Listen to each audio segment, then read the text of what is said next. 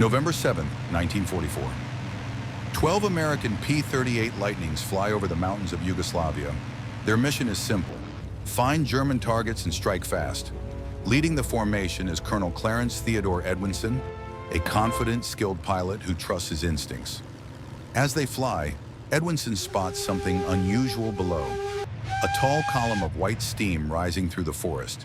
It's a steam train, not their primary target, but too tempting to ignore. Edwinson gives the order to attack. The P-38s dive. Gunfire rips through the locomotive, and steam bursts from the boiler in every direction. But German anti-aircraft defenses react instantly. Black flak explosions fill the sky around the American aircraft. One P-38 is struck. Smoke trails behind it as the pilot struggles to keep control. Moments later, the damaged aircraft disappears behind a hill. A distant fireball rises into the air.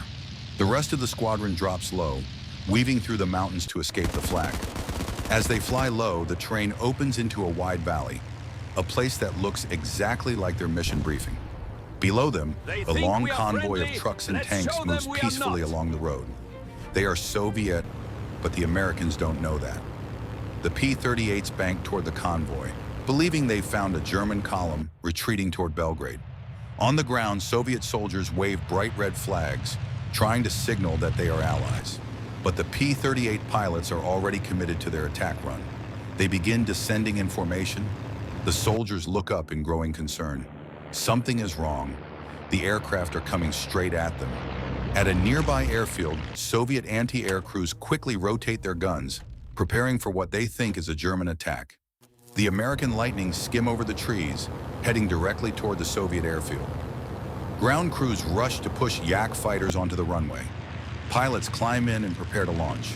The first Yak fighters roar down the runway and lift into the air, ready to defend their base. Above them, the P-38s dive again, convinced they're attacking a Luftwaffe base full of German aircraft.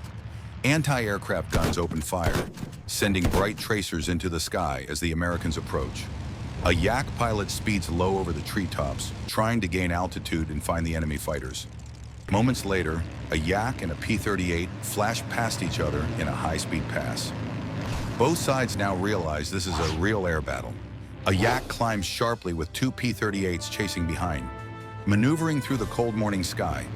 Other P-38s hold a wide defensive turn, trying to protect each other from the incoming Soviet fighters. Reinforcements arrive. Sleek Yak-3 fighters burst through the clouds, joining the fight.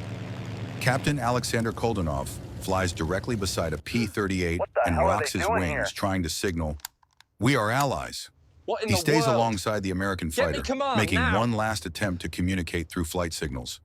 Inside his cockpit, Edwinson finally sees the red Soviet star on the Yak's wing. A wave of shock hits him. They're attacking their own allies. Edwinson grabs his radio and shouts, "Cease fire! Cease fire! They're Soviets!"